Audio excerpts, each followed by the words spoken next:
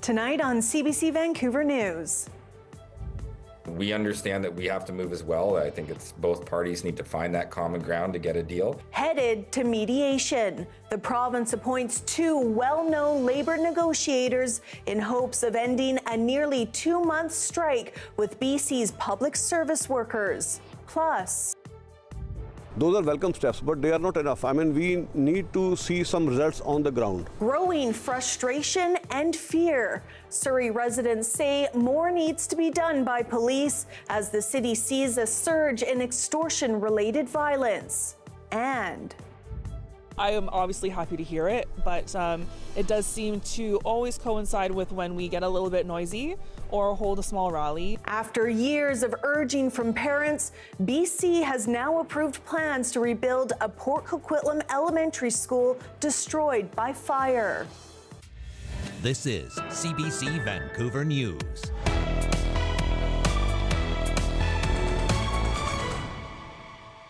Hello, I'm Janella Hamilton. Thanks for joining us. The union representing tens of thousands of striking public sector workers says it will enter mediation with the province. As Katie DeRosa reports, it comes 7 weeks into a labor dispute that has threatened the delivery of many services in BC and has pushed some small businesses to the brink. Nearly 2 months of a public service strike that has halted some government services and cut off the supply of provincial liquor. Now the BC government is pitching mediation. Veteran mediators Vince Reddy and Amanda Rogers will lead the process. The BCGEU president wants those talks to start immediately. This is an indicative of government's willingness to move. Obviously, if it's not, then it's not going to be a fruitful process. As for why it took so long to get to this point, Finch said both sides have to be ready to compromise. We understand that we have to move as well. I think it's both parties need to find that common ground to get a deal. BC's premier shares those hopes. Well, this is a labor action that has hurt businesses, the public, and valued government employees that help us deliver for British Columbians every day. And so getting to the table with a mediator, we hope will reach a quick resolution. Vince Reddy was also called in to mediate 7 months into a transit strike in the Cowichan Valley. A deal was brokered within 2 weeks. One former NDP Labour minister and Labour activist says Reddy is trusted by both sides. I wish that Vince Reddy can live forever. There's always the right time when to bring in someone like Vince Reddy. The strike, which now includes 25,000 public service workers, has delayed student loan payments, closed BC government liquor and cannabis stores, and cut off the flow of booze from the liquor distribution branch. Just as the mediation was being announced, representatives from BC's liquor, hospitality, and cannabis industry were saying, enough. The industry is right now in crisis mode. News of the mediation sparking cautious optimism from business leaders who say they're on the brink. At least the parties are trying to move forward. That's a good sign for industry. But at the end of the day, we're facing our busiest time of year, and those warehouses are closed and those stores are closed. Any results from the mediation will be non-binding, and a deal will have to go to members for a vote. In the meantime, striking workers will remain on the picket line. Katie DeRosa, CBC News, Victoria. Surrey has seen 6 shooting incidents within a span of just 10 days, some of which police say are being investigated for links to extortions targeting the South Asian community. As Saurabh Sandhu reports, the repeated shootings and the pace of extortion-related investigations have left some in the community frustrated. An uneasy calm prevails in this neighborhood of Surrey on Friday morning, a day after shots were fired for a third time in 4 months at this business. The latest incident was the 35th shooting in the city this year, tied to 65 extortion investigations, according to Surrey police. It's very clear that we're not getting ahead of it. So far, only 7 people have been charged in connection with extortion-related crimes in BC, some of which go back as far as late 2023. It seems to be that the epicenter is in Surrey today. The epicenter tomorrow could be in some other city. And so we need a national intervention here, we need provincial intervention here, and we need it now. Earlier this week, Premier Eby condemned the violence and reiterated his government's commitment to curb the rate of extortion cases in places like Surrey. The way they have created another task force to deal with the extortion within the South Asian community, those are welcome steps, but they are not enough. I mean, we need to see some results on the ground. We have to change the approach here. Former West Vancouver police chief and politician Cash Heed says the challenges are compounded with multiple police departments and levels of government involved in tackling the issue. There is no cohesive approach to dealing with this particular problem. So when we have law enforcement officials pointing the finger at the justice system pointing the finger at the federal government, it is complete chaos. Heed says a unified command and investment in more policing resources at ground level are urgently needed to bring the perpetrators to justice and instill confidence in public safety. Saurabh Zandu, CBC News, Surrey. Port Coquitlam parents pushing to get Hazel Trembath Elementary School rebuilt following a fire 2 years ago say they are cautiously optimistic about the province's reconstruction plans. I think it's a little suspect. I am obviously happy to hear it, but it does seem to always coincide with when we get a little bit noisy or hold a small rally that announcements or official statements are given. A rally at the school site turned into celebration today as news of the province's $39 million plan broke. The students in kindergarten to grade 5 have been taking a bus to Coquitlam for classes ever since the fire. MLA for Port Coquitlam, Mike Farnworth, was at the former school site. There's no need to be cautiously optimistic. This is going to be rebuilt. What happens now is the school district will go and start to do the procurement process. The construction will start next year, and it will be open by December of 2027. Hazel Trembath Elementary was destroyed in a suspicious fire in October 2023. 2 years later, the site remains an empty gravel field. Hundreds of people in Prince George are demanding urgent, coordinated action from all levels of government to combat what they call a public safety crisis. As Hannah Peterson reports, local business owners say street disorder is significantly impacting their livelihoods. The level of criminal activity that we've experienced is unreal. Prince George business owner Sheldon White is one of the hundreds of people who packed into the CN Centre Thursday night for a Safe Streets rally. It was a chance for residents and businesses to share their experiences with crime and disorder. In the near term, just some honestly band-aid solutions to address some of the safety concerns. We don't seem to be able to go at night without buildings almost being burnt down, and often they are. The rally comes after 2 downtown businesses were destroyed by fire last month.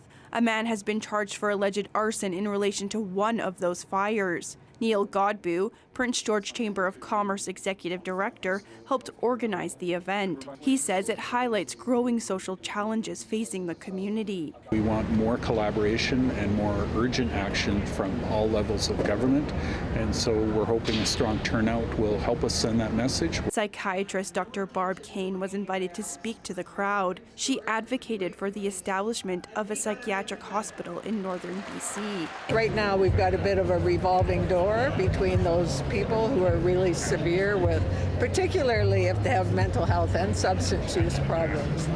They go between the hospital and the street and the jail and the street, and it's not getting them better. In September, Premier David Eby announced that Prince George has been identified as one of 2 new locations for involuntary care facilities to support people facing complex mental health and addictions challenges. Conservative MP for Caribou Prince George Todd Doherty said he attended the rally to hear directly from the public. We'll listen to the panelists and listen to our community, and we'll take that back to our respective legislatures as well too, and try and push for change.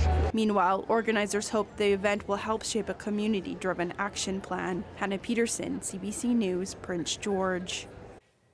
Two motorcyclists are facing extra fees after BC Highway Patrol says they were caught speeding almost immediately after being allowed back on the road. This is a perfect example of people not learning the lesson about speeding excessively on the sea to sky. Guys, figure it out. This is not a good place to speed excessively. Both riders were caught on Highway 99 near Porto Cove. They had both just picked up their motorcycles from a 7-day excessive speeding impound. These second offenses mean the bikes will be held for 30 days. The riders will need to pay for extra storage costs and higher insurance costs. The federal government has unveiled new border security measures that will be included in the upcoming budget. It says it's fulfilling its promise to Canadians.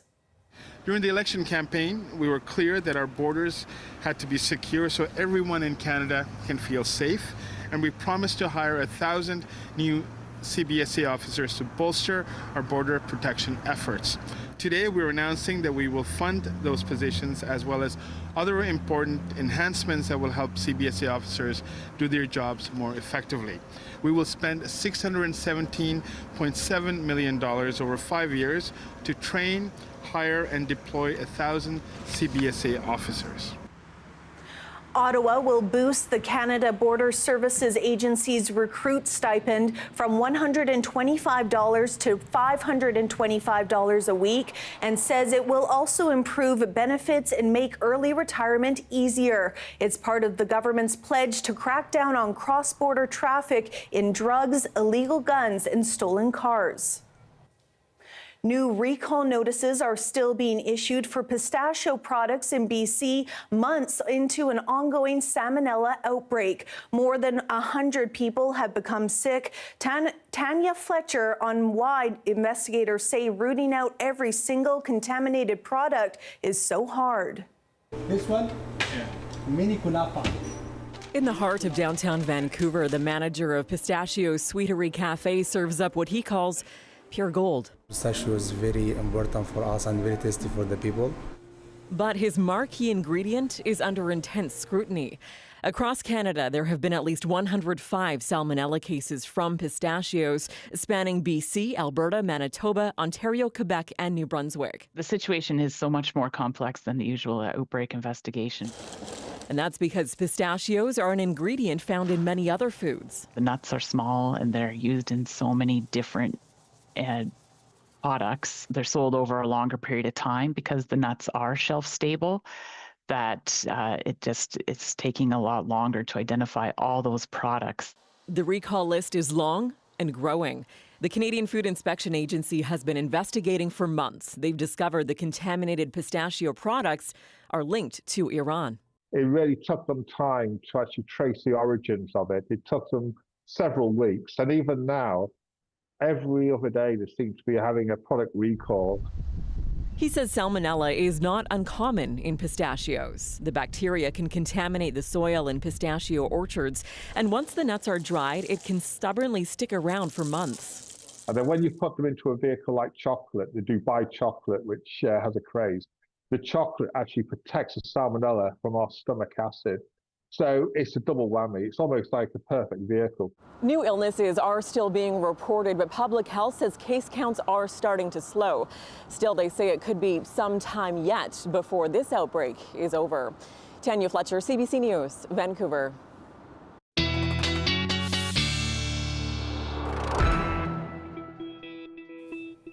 Darius Madavi joins us now with our first look at the weather. Darius? Janella, we have some precipitation on the way, which hopefully is going to help out with our drought situation. I don't want to spend too long talking about this, but I do want to talk a bit about all the snow that's coming. As you can see, many areas, even in parts of the interior at those lower elevations, may be seeing some snow over the next few days because those freezing levels are falling pretty dramatically down to about 1,200 meters here on the coast.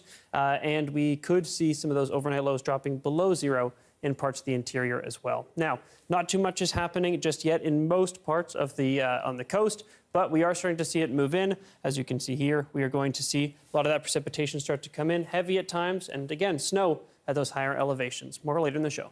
Thanks so much, Darius. Thank you. It's 1 year to the day of the BC municipal elections. After the break, we'll update you on which mayors are running again, who is dropping out, and which cities to watch.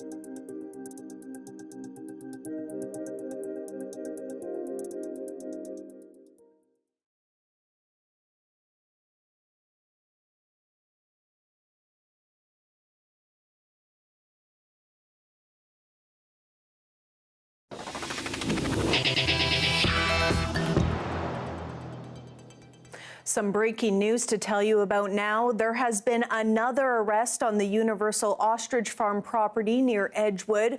RCMP say a man was taken into custody for preventing Canadian Food Inspection Agency agents from doing their job. Police say he breached the perimeter of the farm that remains subject to a CFIA search warrant. He has since been released with conditions to stay away from the property.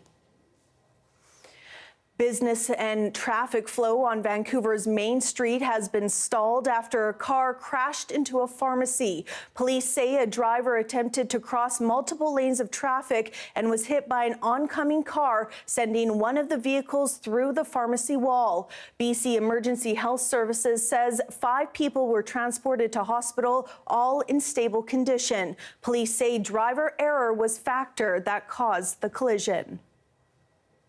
We are exactly 1 year away from local elections in BC, and already there are many campaigns underway. CBC's Justin McElroy gives us this summary of who is and isn't running in Metro Vancouver.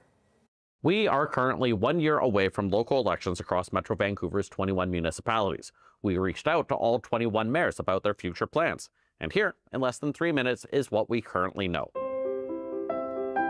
In Vancouver, Ken Sim says he will seek re-election. His current challengers are Councillor Rebecca Bly of Boat Vancouver, Kareem Alam of Vancouver Liberals, maybe Vancouver Green Party Councillor Pete Fry, and if past history is any indication, many more people who will have Vancouver somewhere in their party's name. But it's not the only place with would-be mayors already running. In Surrey, Councillor Linda Annis is challenging Brenda Locke, while former Mayor Doug McCallum says his party, Safe Surrey Coalition, will run a full team. But will his name be on the ballot? He's not telling us quite yet. Why are campaigns already happening in the biggest cities, though? A lot of reasons, but the biggest is fundraising. Because there's a cap on how much someone can donate in a year, starting early allows your top supporters to give twice as much. So some mayors need to make decisions sooner than others, which is why the only two mayors to announce they aren't running are in two of Metro Vancouver's largest municipalities. In Coquitlam, Richard Stewart is stepping down after 17 years, and Councillor Craig Hodge is running to replace him. While in Richmond, Malcolm Brody is stepping down after 24 years on the job, leaving a wide open race in BC's fourth largest city. Though Councillor Cash Heed says he will be making a decision on his future very shortly, after months of rumors that he will go for the top job. Now, those are the only two mayors who haven't announced they aren't running again, but overall, half the mayors in the region say they will be. Aside from Sim and Locke, they are Mike Little in the District of North Vancouver, Linda Buchanan in the City of North Vancouver, Mark Sager in West Vancouver, Dan Rumi in Maple Ridge, Nicole McDonald in Pitt Meadows, Andrew Leonard in Bowen Island, and Nathan Pahal in the City of Langley, which won't be awkward in the slightest. But there are also a number of mayors who haven't made up their mindset for next year. That includes Ken Berry in Lions Bay, John McEwen in Anmore, Megan Lottie in Port Moody, and George Harvey in Delta, where Councillor Dylan Kruger is also considering his own run, and Patrick Johnstone in New Westminster, where Councillor Daniel Fontaine has already announced his candidacy. And there are two other big names that have not made their decision yet, but will make big headlines when they come to one way or the other, running or not. Burnaby Mayor Mike Hurley is also the chair of Metro Vancouver, so if he decided to retire, it would create two big vacancies. And Port Coquitlam Mayor Brad West tells CBC he's considering his future, with questions perennially circling about a potential move to a different level of politics, which leaves us two mayors that didn't get back to us. Megan Knight in White Rock, and Jamie Ross in the tiniest of Metro Vancouver's municipalities, Belcarra. Now, incidentally, two may not seem like a big number, but the closest mayoral election in recent Metro Vancouver history was decided by that amount of people in Bowen Island 7 years ago. A reminder that in 2026, every vote will eventually matter. Justin McElroy, CBC News, Vancouver. It was a great day to be out on the water, and while the rain may have held off for now, it's on its way. Darius breaks down how much and for how long coming up.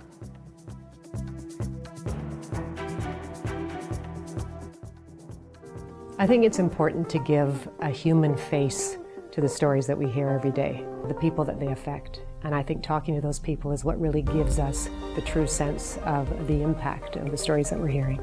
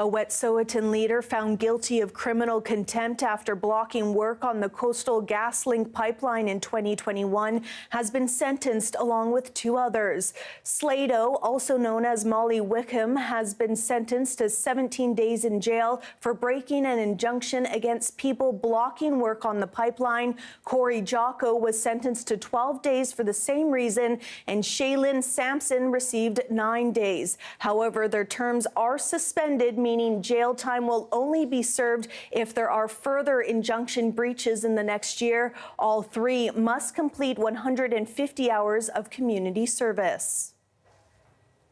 Experts have been assessing the risks of large landslides capable of triggering tsunamis at Harrison Lake, about 90 kilometers east of Vancouver. In 2007, a tsunami happened at nearby Chehalis Lake. The CBC's Benit Breach explores the ongoing research and the likelihood of it happening again.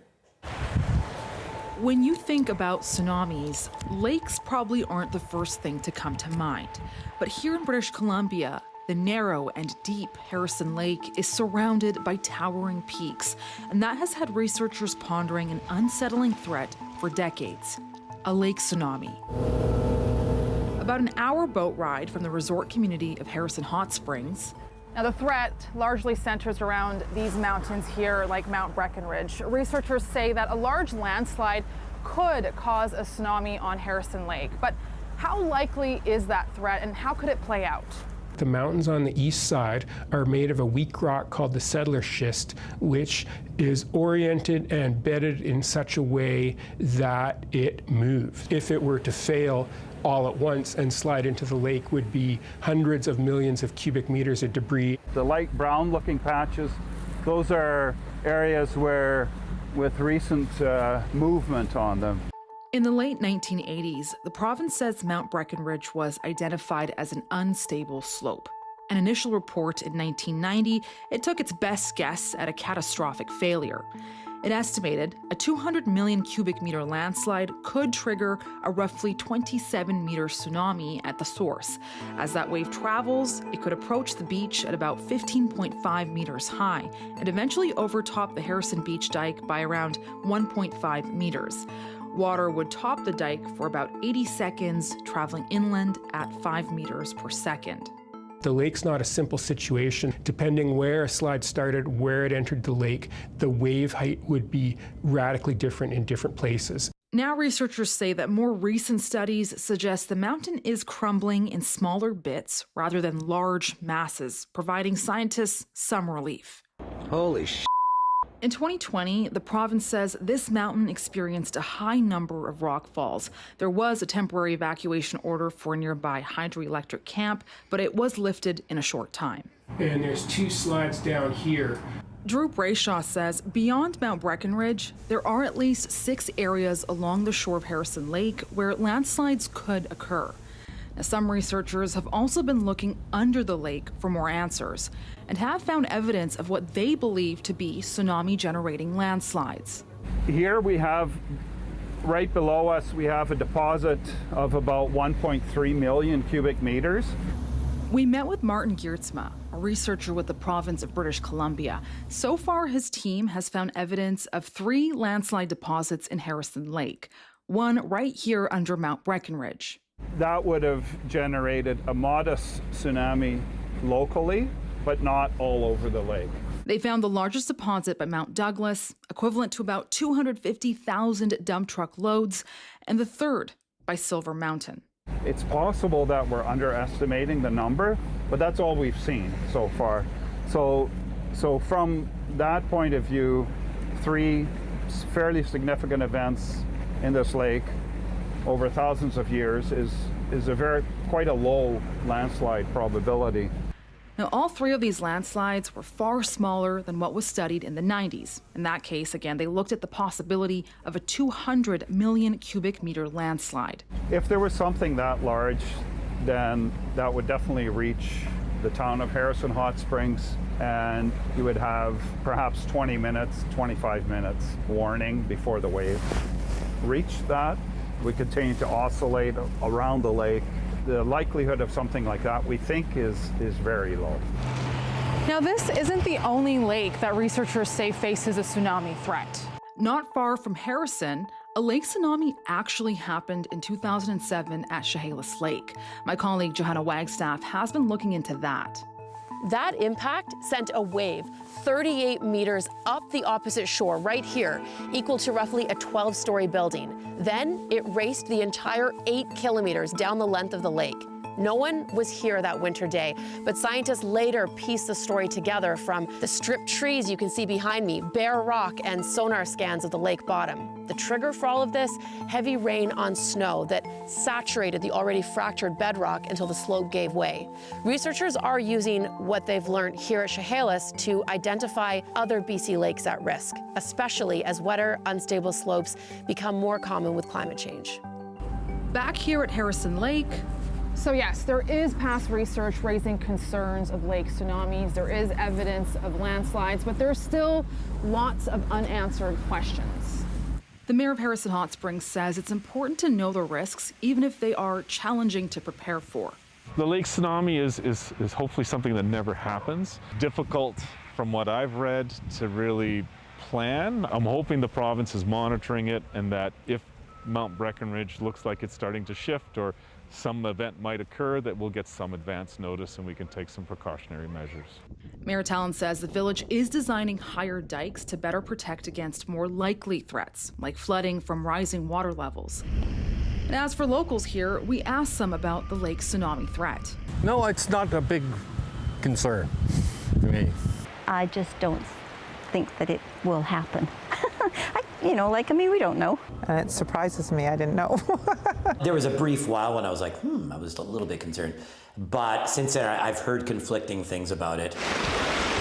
Probably a very low risk for this location, but high consequence. Just like the fact that we have potential for huge magnitude 9 earthquakes in the Pacific Northwest, we have potential for landslides to enter lakes and make waves. And that's the sort of level of concern that it needs to be. While researchers continue to question the threat of lake tsunamis, Harrison Lake, nestled in these mountains, is a reminder of the risks and uncertainties of BC's powerful and dynamic landscapes. Benit Brach, CBC News, Harrison Hot Springs.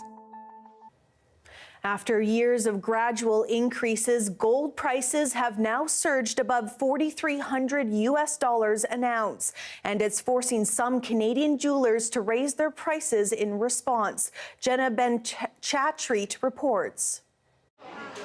Some Canadian jewelry brands are raising their prices as a surge in demand for gold pushes the precious metal to record highs. There are certain products that we've already had to increase the pricing on. The high cost of gold isn't sustainable for Vancouver-based jewelry designer Melanie Ault, and an uptick in silver prices isn't making it easier.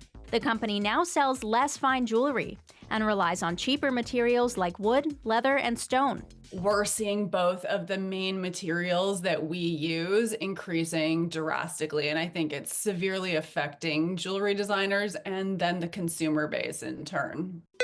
Brands like Toronto's Majori, which says it makes accessible jewelry, have also raised prices to manage the cost of gold.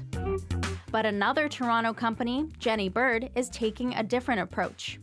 COO Preeti Kapoor says it relies on supplier discounts and delayed shipments to avoid hiking prices. We're more focused on keeping the jewelry as is, the material as is, and focusing on other ways in our supply chain and in our operating expenses to shave costs to keep our profitability strong.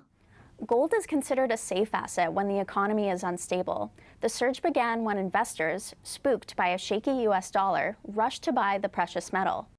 Gold futures, a kind of agreement to buy or sell assets at a set price in the future, went up. That part of the investment market can influence the current price for actual raw gold, making it more expensive for jewelers. But as analyst John Ng points out, there's only so much of it to go around. There's not that much gold mining going on. In fact, gold reached peak production 2 years ago. According to Ng, history shows those prices are likely to keep going up. Jenna Ben-Chatreet, CBC News, Toronto. Ukrainian President Volodymyr Zelenskyy has met again with President Donald Trump at the White House. They discussed whether the U.S. will provide long-range missiles to Ukraine. Ukraine has such thousands of our production drones, but we don't have Tomahawks. That's why we need Tomahawks. But United States is a very strong production, and the United States has Tomahawks and other missiles, very strong missiles, but they can have our thousands of drones. That's why where we can work together, where we can strengthen American production. The meeting comes a day after Trump's phone call with Russia's president. Vladimir Putin warned against the move, citing a new stage of escalation. Russia's war on Ukraine is now nearing its 4th year. Prince Andrew says he's giving up his royal titles, including the Duke of York. He says it comes after discussions with his brother, King Charles. Prince Andrew has faced criticism about his connection to late sex offender Jeffrey Epstein. And as Susan Ormiston shows us, while Andrew denies all of the accusations, the damage to his reputation is long-lasting.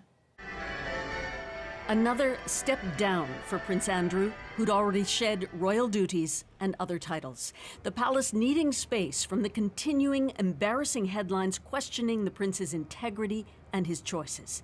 In the past week, new emails surfacing in British tabloids, allegedly between the prince and sex offender Jeffrey Epstein, seen in this photo in 2010.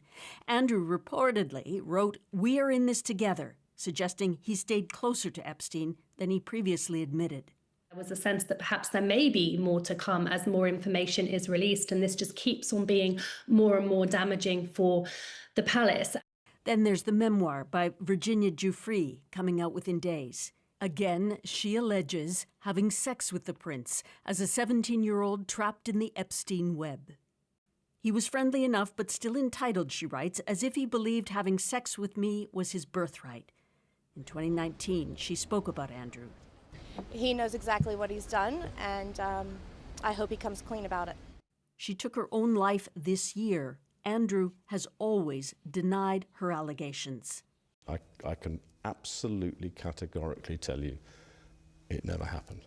Adding up, as well, other questions regarding his involvement with officials alleged to be Chinese spies close to the Chinese president.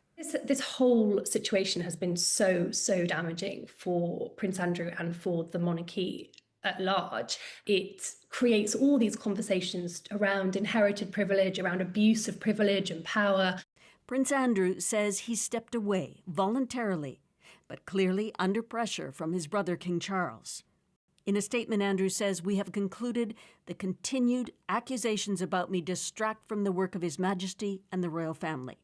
I will therefore no longer use my titles or the honors conferred on me. As I've said previously, I vigorously deny the accusations against me."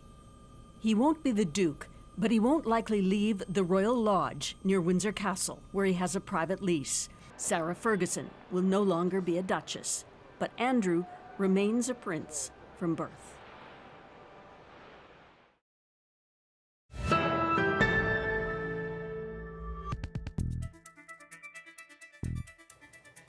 Many cultures have traditions honoring loved ones who have died. And here in Vancouver, 2 cultural organizations have found a way to bridge their traditions. Latincouver and Filipino BC are co-hosting an event called Stories at the Altar, Remembrance and Celebration. Paula Marijo is the executive director and founder of Latincouver. She joins us now. Paula, what can people expect from this event? I know there's always quite a parade involved. Yeah, well, actually for the event that we're working with Filipino BC, and for us it's very important being working together.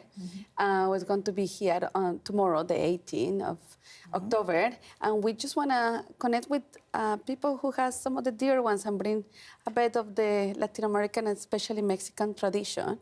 And so what can people take in? So we're going to have the altar at Granville Island, which is our host, and we're going to be surrounded the altar pictures where we remember, and we will be gathering with some of the people with the music, traditions, and especially to remember, because it's about honoring and remembering, let's don't forget them. We bring the food, what do they like to eat, what kind of music they enjoy. Special things. And it's more like the special time. So that will be this weekend at Granville Island. And why was it so important for your organization to work with Filipino BC this year? Yeah, I think that makes a special year for us. We realize that we have a lot of things in common, and with Christina, the director, and with RJ, one of the things that we said is, how our history, we have the history of the colonizers, that it came to both places, but now here we have something that also brought us together in Vancouver, and now we say that for this is something that we want to continue remembering and working together, bringing the culture. We had a few of the people who passed away. It was from Latin America, Colombia, and Brazil. And we have been working through this process in the last few months. They were part of Carnaval de Sol, and now we didn't know that we actually both celebrate the Dia de los Muertos. We have similar traditions, so we were like, wow, this is something, and we want to bring artists and that from Philippines, from Latin America, and how we mix the two cultures, and it's very, very beautiful, and I think it's very beautiful to the process as organizations and newcomers in Canada. The process that we have developed here is quite similar too as newcomers. Yes, and very important to remember those who have been impacted by the Lapu-Lapu Day tragedy, of course. The tragedy of 26 is how we would like to remember. Yeah. And that's important because we organize activities, and for the organizers and anyone who organizes an activities to bring some festivity. And now we know that it was hard for everyone, and now how we're going to move forward without forgetting the dear ones who were there. So it's going to be the 18th this weekend, but then we have something in Brentwood Mall in Burnaby, and as well on Granville Island on the 1st and 2nd of November. All right, we are out of time. Thank you so much. That is Paolo Murillo, Executive Director and founder of Latincouver, and that's happening at Granville Island this weekend. Thank you so much. The Toronto Blue Jays are keeping fans on the edge of their seats. More on what the team's future in the series looks like next.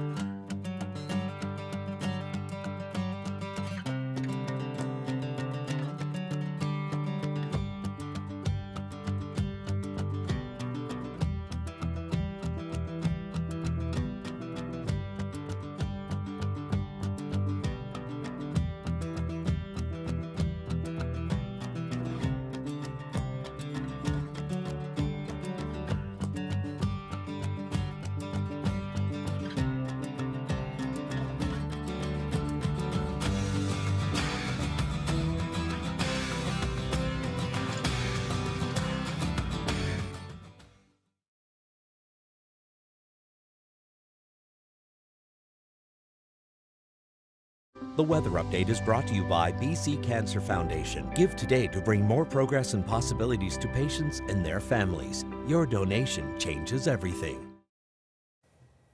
Darius Madavi is back with another look at our weekend weather. Darius? Well, as you can see, Janella, we've got a series of systems that are going to be rolling in. We've really opened up the storm track for the end of October, so expect more wet days ahead. A little bit of sunshine does come after the weekend, but first we've got to get through some strong winds and some pretty heavy rain.